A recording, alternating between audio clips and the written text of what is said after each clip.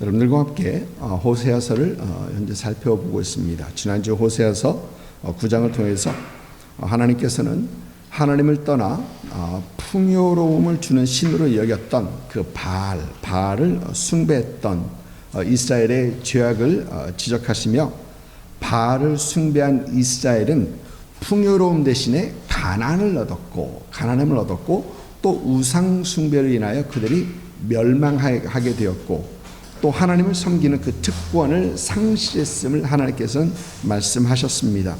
그러면서 하나님의 선지자를 민족의 파수꾼으로 세웠던 것을 보면서 우리 역시 하나님께서는 교회를, 하나님의 성도들을 이 시대의 파수꾼으로 세우셨다라는 것을 생각해 봤습니다. 호세아서 9장 10절부터 이제 마지막까지는 이스라엘의 멸망을 말씀하고 있어서 제가 스킵하고 계속해서 10장 말씀을 살펴보려고 합니다. 호세아서 10장 1절부터 15절까지의 말씀입니다. 조금 깁니다. 호세아서 10장 1절부터 15절까지의 말씀 우리 한 절 한 절 교독하도록 하겠습니다. 이스라엘은 열매 맺는 무성한 포도나무라. 그 열매가 많을수록 제단을 많게 하며 그 땅이 번영할수록 주상을 아름답게 하도다. 그들이 두 마음을 품었으니 이제 벌을 받을 것이라. 하나님이 그 제단을 쳐서 깨뜨리시며 그 주상을 허시리라. 그들이 이제 이르기를 우리가 여호와를 두려워하지 아니하므로 우리에게 왕이 없거니와 왕이 우리를 위하여 무엇을 하리요 하리로다. 그들이 헛된 말을 내며 거짓 맹세로 언약을 세우니 그 재판 바치랑에 돋는 독초 같으리로다.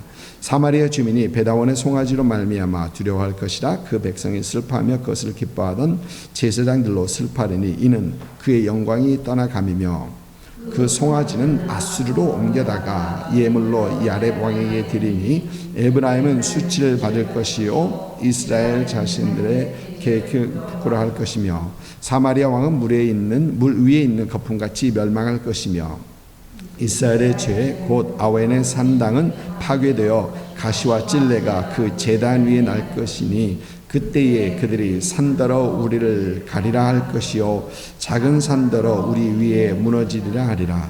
이스라엘아, 내가 기브아시대로부터 범죄하더니 지금까지 죄를 짓는구나. 그러니 범죄한 자손들에 대한 전쟁이 어찌 기브아에서 일어나지 않겠느냐.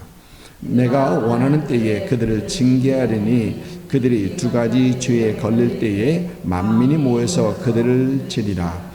에브라임은 마치 길들인 암소 같아서 곡식팔 길을 좋아하나 내가 그 아름다운 목에 멍에를 메우고 에브라임 위에 사람을 태우리니 유다가 밭을 갈고 야곱이 흙덩이를 깨뜨리리라.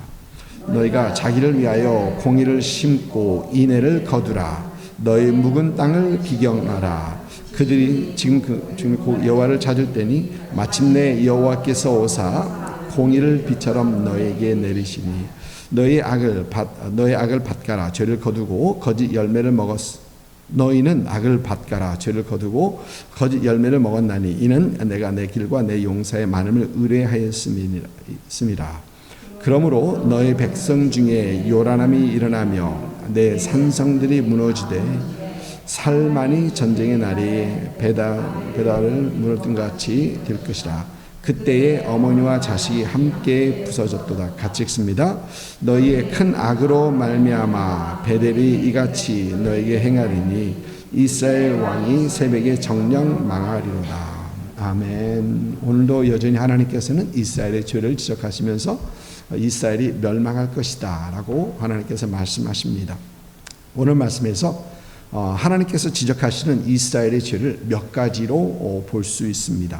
1절 말씀 보니까 이스라엘은 열매 맺는 무성한 포도나무라. 그 열매가 많을수록 제단을 많게 하며 그 땅이 번영할수록 주상을 아름답게 하도다 하십니다.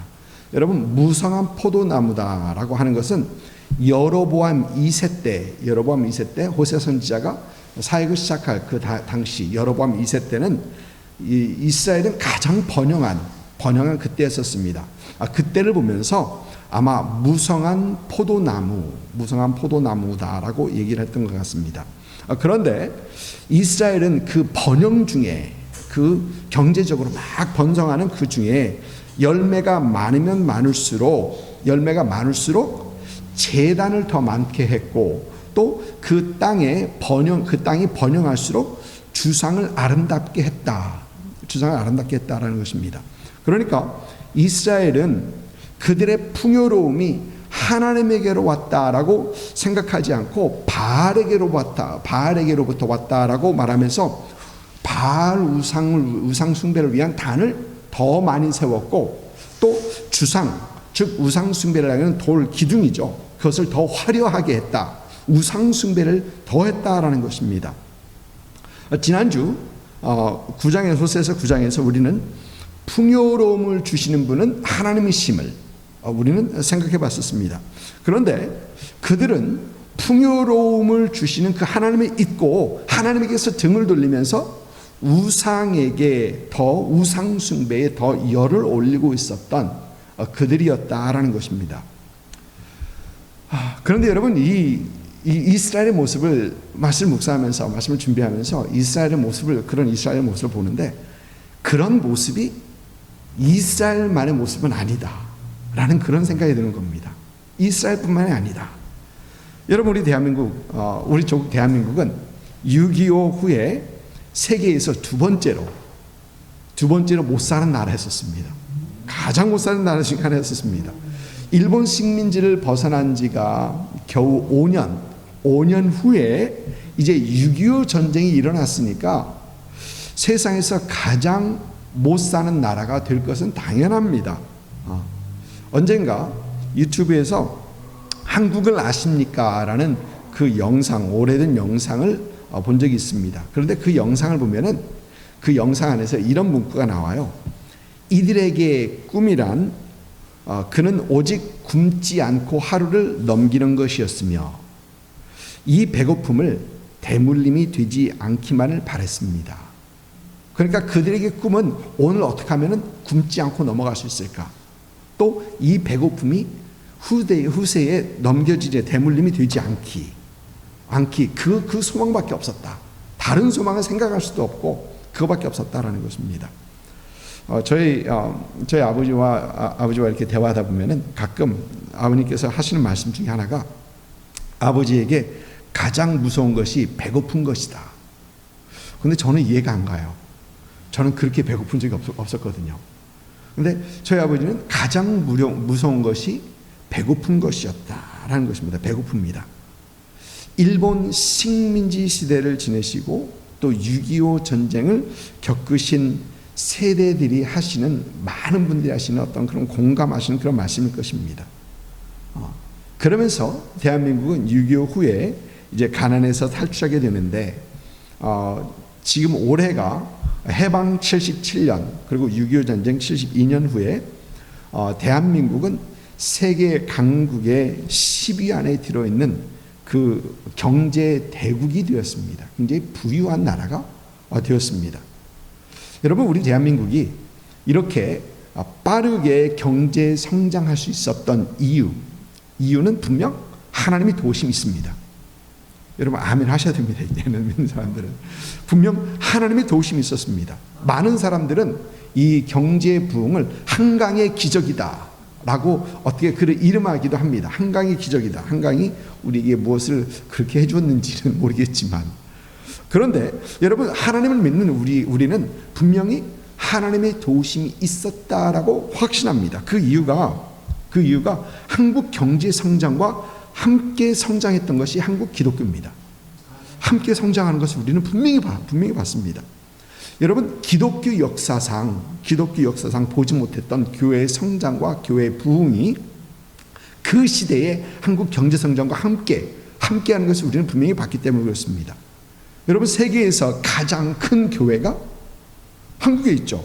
세계에서 가장 큰 교회가 한국에 있고 또 각 교단에서 가장 큰 교회, 장로교, 침례교, 감리교, 무슨교, 성결교, 교단 할 거 없이 가장 큰 교회들이 다 한국에 있습니다. 한국에 있습니다.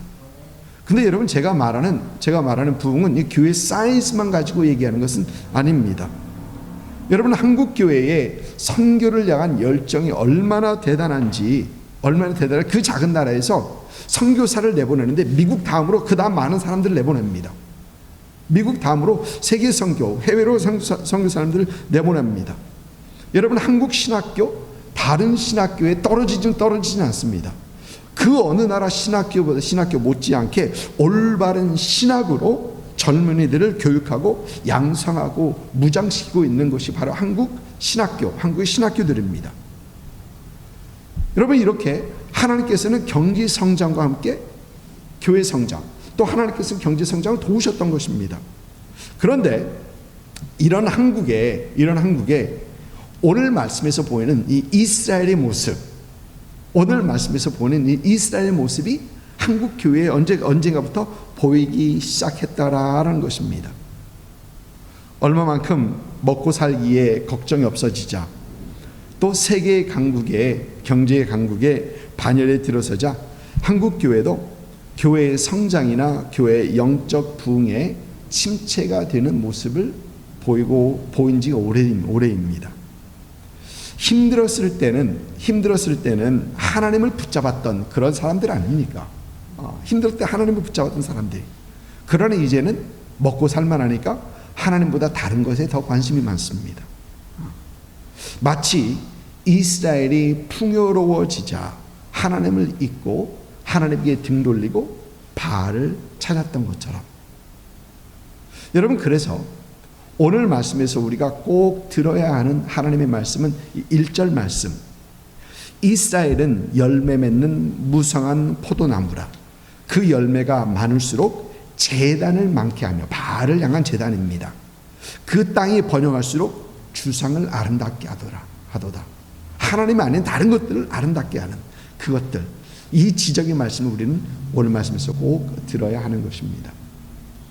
하나님께서 지적하시는 또 이스라엘의 다른 죄는 2절 말씀을 보니까 2절 말씀에 그들이 두 마음을 품었나니라고 하십니다. 그들이 두 마음을 품었다. 여기서 말하는 이 두 마음을 품었다라는 말은 하나님을 향한 그들의 마음이 나뉘었다라는 것입니다. 일편단심이 아니고 나뉘었다는 것입니다. 하나님을 향한 그들의 마음이 거짓되었다라는 말입니다. 여러분, 호세아서에서 하나님께서 이스라엘을 책망하신 이유가 바로 이 때문입니다. 바로 이 때문입니다. 여러분, 이스라엘은 하나님을 모르는 민족이 아니죠.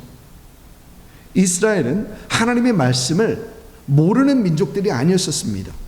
그들은 하나님 앞에 예배하기 위해서 단도 쌓았었습니다. 그러나 그들의 마음이 하나님을 향한 그들의 마음이 더 이상 하나님에게만 향하지 않고 그들의 마음이 나뉘었던 것입니다. 하나님 외에 바알에게도 우상에게도 그들의 마음을 주었다라고 하시면서 하나님께서 책망하시는 것입니다.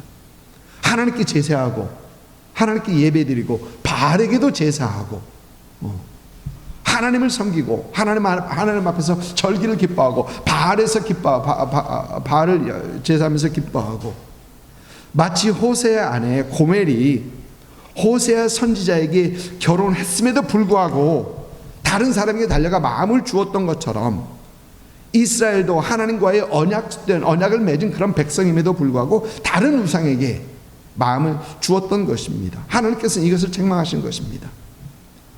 여러분, 하나님께서 이스라엘에게 주셨던 하나님의 말씀이 무엇입니까? 가장 큰 계명이 무엇입니까? 마음을 다하고 뜻을 다하고 힘을 다하여 주 너의 하나님, 내 하나님 여호와를 사랑하라. 이 계명 아닙니까? 그런데 그 계명을 저버리고 그들은 하나님을 향한 그들의 마음이 다른 곳으로 행했고 그들은 나뉘는 마음을 가졌더라라는 것입니다. 열왕기상 18장을 보면 갈멜산에서 엘리야와 이 거짓 선지자 바알과 아세라 선지자들의 그 대결이 나옵니다. 그때 엘리야 선지자는 그 대결이 있기 전에 백성들에게 이 말씀을 하십니다. 열왕기상 18장 21절 말씀입니다. 엘리야가 모든 백성에게 가까이 나아가 이르되 너희가 어느 때까지 둘 사이에서 머뭇하려느냐? 여호와가 만일 너의 하나님이면 그를 따르고 바알이 만일 너의 하나님이면 그를 따를지니라 하니 백성이 말 한마디도 대답하지 아니하는지라. 여러분, 하나님을 향한 백성들의 이 머뭇거리는 마음, 여러분, 이것이 나는 거예요. 이것이 나는 것입니다. 그래서 엘리야 선지자는 그것을 책망하는 겁니다. 지적하는 겁니다. 너희가 언제까지 머뭇거리를 하느냐. 책망하는 겁니다. 그들의 나는 마음을 지적하는 겁니다. 그리고 백성들은 그 나는 마음을 그대로 보여줍니다. 한마디도 대답하지 아니하는지라. 말 못하는 겁니다. 언뜻 우리가 하나님을 섬기겠습니다. 여호수아 세대 때 나와 내 집은 여호와를 섬기리라니까 우리도 그렇게 하겠다라고 단호하게 선포했던 그들이 더 이상 아니라는 것입니다. 여러분, 이 이스라엘의 나는 마음, 이스라엘의 하나님 향한 거짓된 마음, 우리 시대, 이 시대의 마음이기도 합니다. 여러분, 요즘 우리가 살고 있는 미국에 큰 이슈 하나가 있습니다. 1973년에 미국 연방 대법원은 로 vs 웨이드라는 이 케이스에서, 콜트 케이스에서 미국에서 전국적으로 낙태를 합법화시켰습니다. 1973년에 있었던 일입니다. 여러분, 낙태를 합법화시켰다는 이 얘기는 아직 태어나지 않은 생명을 죽이는 것을 합법화시켰다라는 것이죠. 예, 말이 좋아서 낙태지. 그것은 생명을 죽이는 것을 합법화시켰다는 거거든요. 여러분, 그런데 지금 현재 미국 연방 대법원은 1973년에 합법화시킨 로 vs 웨이드의 그 정당성을 다시 한번 점검하고 있습니다. 그것이 합법이냐, 올바른 것이냐 아니냐, 그것을 다시 점검하고 있습니다. 그러는 중에 아직 확정되지 않은 그 대법원의 결정이 아직 확정되지 않았습니다. 그런데 이 대법원의 결정이 어느 통로를 통해서 유출이 됐어요. 이런 쪽으로 흘러가고 있다. 그것이 유출이 됐습니다. 그 유출 내용에 의하면 현 미국 연방 대법원이 로 vs 웨이드, 그러니까 즉 1973년에 합법화됐던 그 낙태법은 불법이다. 그것은 불법이었다라는 그 결정의 방향으로 흘러가고 있다라는 것입니다. 그쪽으로 흘러가고 있다. 이때는 아멘 해야 되죠. 네. 그러니까 미 연방 대법원은 임신한 여인의 태아의 뱃속에는 그것은 생명체다. 그리고 그 생명체를 죽일 권리가 그 여인에게 없다라는 것입니다. 생명체를 죽일 권리가 여인에게 없다라는 것입니다. 그러면서 1973년에 있었던 로 vs 웨이드, 태어나지 않은 생명을 죽이는 그 연방법은 불법이었다. 지금 이쪽으로 해석을 하면서 결정이 그쪽으로 굳어지고 있다. 아직 결정된 건 아닙니다. 그래서 이것이 유출된 후에 지금 낙태를 찬성하는 쪽에서는 여성의 낙태할 권리를 박탈하는 것이다 하면서 지금 난리가 났습니다. 지금 여기는 조용하죠. 지금 난리 났습니다. 그런데 이 미 연방 대법원이 이 로 vs 웨이드를 뒤집게 되면 미국 전역에서 낙태가 불법되는 건 아닙니다. 사람들은 그렇게 이해하는 사람들이 많은데 미국 전역에서 낙태가 불법이 되는 건 아니고 이 낙태에 대한 법은 50개 주로 넘어가게 됩니다. 왜? 연방 법원에서 우리가 이거 건드리지 않게 너희들이 직접 해. 그 얘기입니다. 그래서 이제 연방 대법원에서 그것이 불법이었다라고 공포가 되면은 그때는 이제 각 주정부에서 이것을 결정할 수 있는 그런 권한을 갖게 됩니다. 그래서 어느 주지사는 이 법안이 발표되는 즉시 주의회를 열고 그 주에서는 낙태를 불법화시키겠다라고 하는 주지사도 있습니다. 네, 이런 주지사도 있습니다. 그런데 재밌는 것은 이것에 대한 미국 대통령의 그 반응입니다. 여러분, 미국 대통령이 지금 이 상황을 보면서 가장 심각해 생각해야 되는 것은 사실 연방 대법원의 상황에 지금 현재 돌아가고 있는 상황이 어떤 모를 경로를 통해서 유출되었다는 그 사실, 이것들이 왜 유출되고 있을까? 그것을 걱정해야 되거든요. 그런데 바이든 대통령은 잘못된 경로로 유출된 아직 확정되지 않은 그 미 연방 대법원의 결정을 신랄하게 비난을 합니다. 물론 여성 인권 침해라는 것입니다. 그런데 여러분, 바이든 대통령은 스스로 가톨릭 신자예요. 스스로 말하는 가톨릭 신자입니다.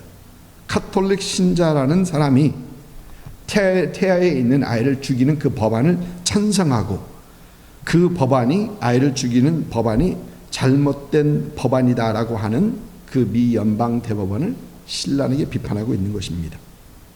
입으로는 하나님을 믿고 하나님을 예배한다라는 그 가톨릭 신자가 그 사람의 결정과 선택에는 하나님의 뜻과 정반대인 그 법안의 입장을 옹호하는데 맨 앞에 서 있습니다.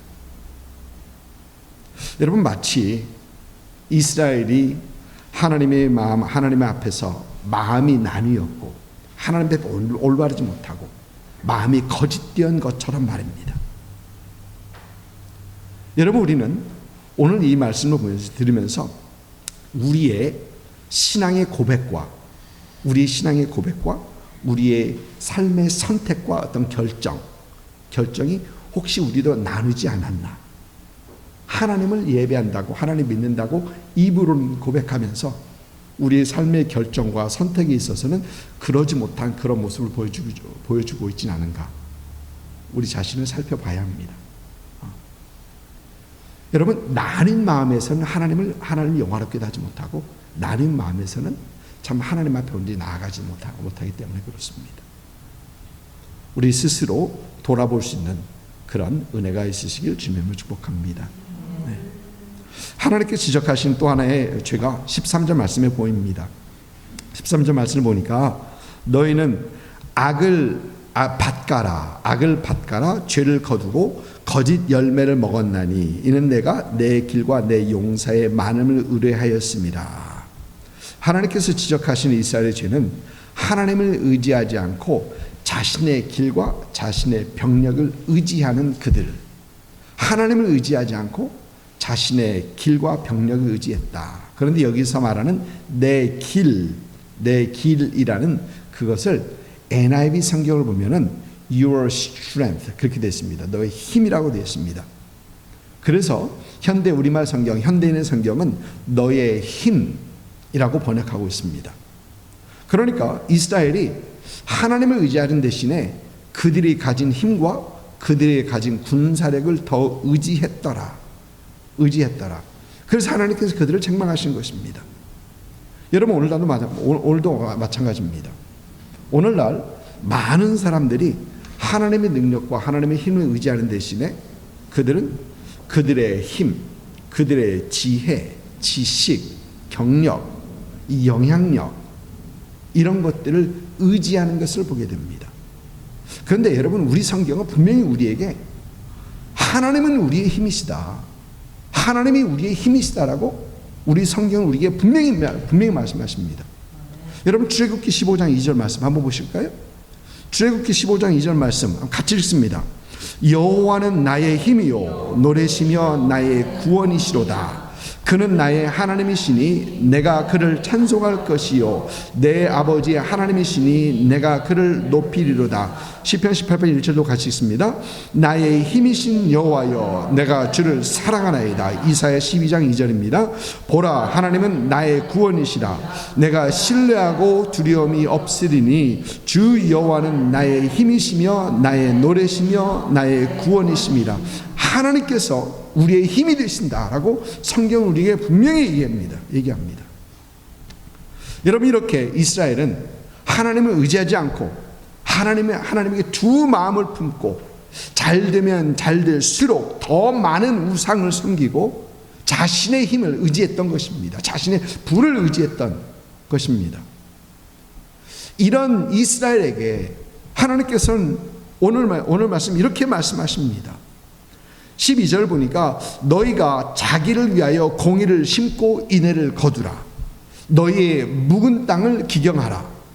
지금이 곧 여호와를 찾을 때니 마침내 여호와께서 오사 공의를 비처럼 너희에게 내리시리라 하십니다. 여러분, 오늘 말씀에서 주님께서 말씀하시는 묵은 땅을 기경하라. 왜 그렇습니까? 여러분, 묵은 땅을 기경해야지 거기에다가 무엇을 심을 수 있기 때문에 그렇습니다. 공의를 심기 위해서는 땅이 기경되지 않으면, 마음밭이 기경되지 않으면, 갈아지지 않으면 공의를 심지 못합니다. 여러분, 묵은 땅을 기경해야, 묵은 심령을 기경해야 하나님께서 내려주시는 하나님의 의, 공의를 받을 수 있다라는 것입니다. 여러분, 여기서 묵은 땅이란 오랫동안 갈구지 않고, 갈지 않고 일구지 않아서 딱딱해진 이스라엘의 마음을 얘기하는 거죠. 여러분 기억하시죠? 우리 주님께서 마태복음 13장에서 씨 뿌리는 자의 비유를 말씀하실 때 우리 주님께서 처음 말씀하시는 그 마음밭이 무엇입니까? 길가에 있는 딱딱한 밭 아닙니까? 어떤 씨를 뿌림에 어떤 씨는 길가에 떨어졌고, 무슨 얘기입니까? 사람들이 지나다니면서 딱딱하게 된 씨가 들어갈 수 없는 그 땅을 말하는 것입니다. 하나님께서는 공의를 비처럼 내려주시겠다고 하는데, 그것을 받기 위해서는 밭을 갈아야 돼요. 일궈야 돼요. 그래야지 하나님의 공의를 받습니다. 그리고 그 공의가 심겨져서 우리 안에서 하나님의 인애를 열매 맺을 수 있다는 것입니다. 그래서 이스라엘은 무엇보다도 그의 마음을 기경해야 한다는 것입니다. 여러분, 마음을 기경한다라는 것, 이것은 죄로 강팍하여진 그 마음을 회개하는 것을 말합니다. 여러분, 죄는 사람의 마음을 강팍하게 합니다. 여러분, 어떤 죄를 처음 지었을 때 가슴이 뛰면서, 심장 쿵쿵쿵 뛰는 거.